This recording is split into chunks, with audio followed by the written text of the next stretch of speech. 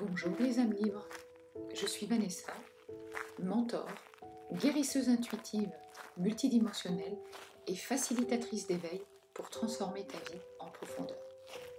Aujourd'hui, je t'invite à faire à nouveau quelques pas en conscience avec moi. Que tu sois en train de marcher ou que tu sois simplement posé quelque part, je t'invite à ralentir, à respirer, à être présent et à t'ouvrir à ce que le chemin peut te révéler, le chemin intérieur comme extérieur. C'est le 3e épisode de Coaching en marchant.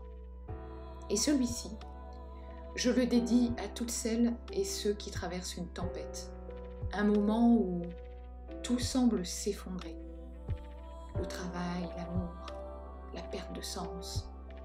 Un moment où on a vraiment l'impression qu'il est trop tard, où l'on croit vraiment qu'il n'y a plus rien à faire, plus rien à reconstruire. Et pourtant, c'est souvent là que tout peut recommencer. C'est souvent là qu'on va renaître de ses cendres. Allez, je t'invite à inspirer profondément et sens ton corps s'ancrer ici et maintenant. Et tu sais, tu n'as rien à faire, rien à réussir, encore moins à prouver. Juste être pleinement là, car tu es au bon endroit. Aujourd'hui, j'ai envie de te parler d'un homme que j'ai accompagné il y a quelques mois. Il s'appelle Eric. Il a 48 ans. Et pendant longtemps, il a tout porté.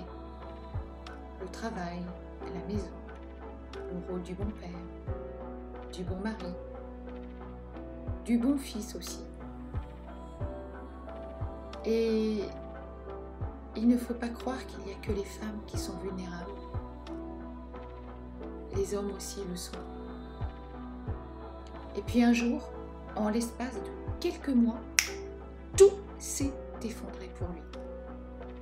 Il a perdu son job, son emploi du jour au lendemain. Puis très vite derrière, sa femme l'a quitté. Et comme si ça ne suffisait pas, dans la foulée, son père est mort brutalement. Et toute sa vie, comme ça, d'un coup, s'est effondrée, comme un château de cartes.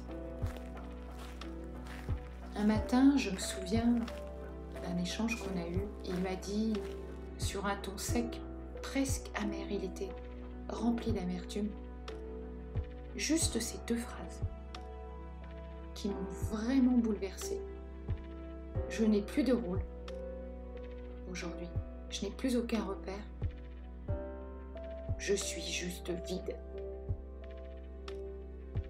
Puis plus doucement, c'était encore plus profond. Je ne sais plus qui je suis. Je crois que j'ai tout perdu. Est-ce que marcher pourrait m'aider? Il ne cherchait pas de miracle. Il ne croyait même pas à une solution d'ailleurs. Il voulait juste sortir de l'étouffement. Et c'est comme ça qu'il s'est inscrit à une marche initiatique sur Compostelle. Parce que derrière ces mots, il y avait une détresse. Mais derrière une détresse, derrière toute détresse, il y a aussi un souffle de vie, un reste de feu. Et j'y crois profondément. Eric, c'est pas du genre à demander de l'aide, comme beaucoup. Il a grandi dans une famille où, déjà avec beaucoup d'injonctions, les hommes ne pleurent pas. On avance, on serre les dents, on fait ce qu'il faut. Mais là, en fait, il n'avait plus rien à quoi se raccrocher. Juste cette envie, ce besoin de partir, de marcher. Et comme je le dis souvent, c'est pas pour fuir, mais c'est souvent pour retrouver quelque chose. quelqu'un peut-être. Tu sais ce qu'Eric a compris en posant son sac au sol le premier jour? C'est que ce n'était pas seulement un voyage extérieur, c'était une traversée de lui-même, de ses ruines, de ses doutes, de ses cendres. Et toi, si tu veux bien, pendant cette marche intérieure qu'on en fait ensemble, et comme je te le dis, soit tu pars marcher en m'écoutant, soit tu peux rester là où tu es, ou faire quelques pas chez toi. Mais je t'invite en tout cas à ressentir ton corps et à te demander comment sont mes épaules là maintenant. Est-ce qu'elles sont tendues? Est-ce que je sens qu'elles portent encore trop un poids? Ce poids qui perdure depuis trop longtemps. Imagine maintenant que tu portes un sac invisible. Qu'est-ce qu'il y a dedans? Un échec que tu n'as jamais digéré? Une parole blessante qui continue à te hanter? Le sentiment de ne jamais être assez? De ne pas avoir le droit d'être fatigué, vulnérable, triste, en colère, agacé? Allez, fais quelques pas en conscience. Et imagine que tu poses ce sac au sol, juste là, devant toi. Tu peux le déposer. Tu as le droit d'arrêter de porter seul. Et c'est vrai que, comme je le disais, Eric ne parlait pas beaucoup. Par contre, son corps, lui, il disait tout. Je le voyais, il avait les épaules basses, le regard fuyant. Et puis, un matin en silence, on a commencé à marcher, tous les deux, juste côte à côte, dans le silence. Au bout d'une heure, il s'est arrêté, il a posé ses mains sur une pierre et il a murmuré « Je ne veux plus porter cette honte. Je veux juste pouvoir respirer. » Ce jour-là, il a marché 22 km sans dire un mot. Mais à l'arrivée, il a poussé un cri, un vrai cri, brut, animal, vivant. Et tout le monde s'est tu. Pas pour le juger, mais parce qu'on a tous senti que ce cri-là n'était pas de douleur, mais un cri de renaissance. Et puis Eric s'est éloigné du groupe, il en a eu besoin. Il s'est assis face à une falaise, là où le chemin surplombe la vallée. Il regardait droit devant lui, et très loin surtout. À un moment, j'ai senti que je pouvais me rapprocher. Et je me suis assise en silence, à ses côtés. Au bout de quelques instants, il m'a dit « Vanessa, je ne savais pas que j'avais encore ça en moi, cette force, cette rage, ce souffle. » Il a pleuré, oui, les hommes pleurent aussi. Et c'est tellement bon. Mais pas de tristesse, de soulagement. Il venait de faire une ascension difficile. Il avait tenu, il avait dépassé ses limites. Ce n'était pas son corps qui avait parlé, c'était son âme. Et toi, dis-moi, quand est-ce que tu as été fier de toi pour la dernière fois? Pas pour ce que tu fais pour les autres. Réécoute cette phrase. Pas pour ce que tu fais pour les autres, mais pour ce que tu t'es offert à toi. Je t'invite à faire une pause là où tu es, à t'arrêter, à poser une main sur ton cœur et à te poser cette question. Quelle est la limite que j'ai peur de dépasser aujourd'hui? Est-ce que c'est dire non? Est-ce que c'est demander de l'aide? Est-ce que c'est m'autoriser à rêver à nouveau, à vivre pour moi? Maintenant, j'aimerais que tu imagines un acte symbolique. Eric, lui, a crié, un vrai cri, comme je le disais, pas un cri de colère, un cri de vie, de renaissance. Et toi, quel pourrait être ton acte? Un pas, un cri, un geste, un message que tu n'as jamais osé dire?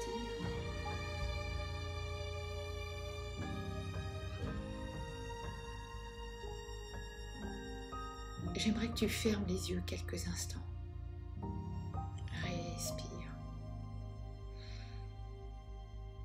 Inspire le calme, la sérénité. Et expire tout ce que tu ne veux plus porter. Tout ce qui te gêne, tout ce qui te met en colère, tout ce qui t'agace. Et imagine, tu es seul dans un lieu naturel que tu as. Face à toi, un feu sacré brûle doucement. Tu t'approches et tu vois dans les flammes des images de toi, des souvenirs, des erreurs, des blessures. Et puis, tu vois aussi ton courage, ta tendresse, ta sensibilité, ton envie de vivre. Tu tends les mains vers le feu et tu lui offres symboliquement ce que tu veux faire, ce que tu veux déposer ici et maintenant. Puis, tu y déposes aussi un vœu, une intention, quelque chose de simple, mais vrai, surtout. C'est ça qui est important. Laisse ce feu t'imprégner. Ressens sa chaleur partout en toi, dans ton ventre, dans ton plexus, dans ton cœur, partout. C'est ton feu, ta flamme. Elle est là, tu sais. Elle est toujours là. Inspire profondément. Retiens. Et laisse circuler dans ton corps toute l'énergie du courage. Expire. Et relâche le doute. Les je ne suis pas assez, les je n'y arriverai jamais, les je suis nul, etc. Et inspire. Et sens cette présence qui te dit, tu as encore tellement de choses à vivre.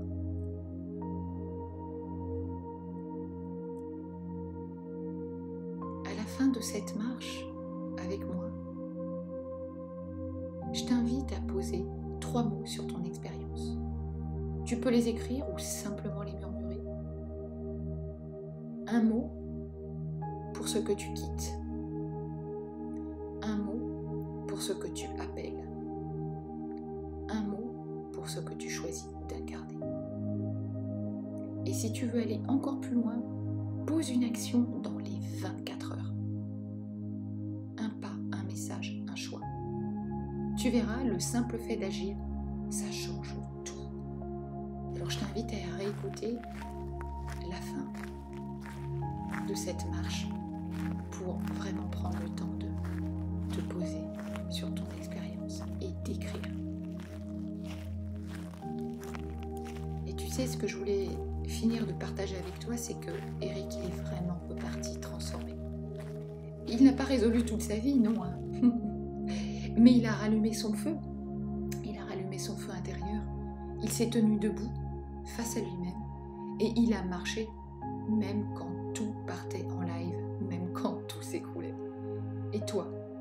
Et si tu décidais de marcher quand même avec tes doutes, même avec ton passé, même avec tes blessures, tes souffrances, parce que marcher, c'est se retrouver.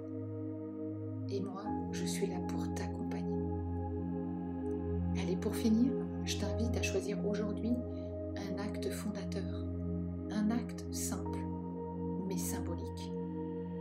Ça va reprendre ce que j'ai dit un petit peu juste avant. Peut-être que c'est écrire une lettre à ce que tu quittes. Ça peut être construire un petit cairn avec 3 pierres. Tu sais, ces petits tas de pierres que l'on peut voir.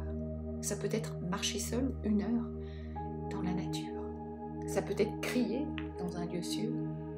Ça peut être planifier un vrai moment pour toi. Alors si cet épisode t'a touché, découvre la chronique complète de l'histoire d'Eric sur mon blog. Et je t'invite aussi à retrouver toutes les informations sur mes prochaines marches initiatives sur le chemin de Compostelle. Tu es vraiment la bienvenue quand tu seras prêt, quand tu seras prête. Alors merci d'avoir marché avec moi aujourd'hui. Merci de t'être offert cette pause vivante. Je t'attends, si tu le sens, pour marcher ensemble. À la semaine prochaine.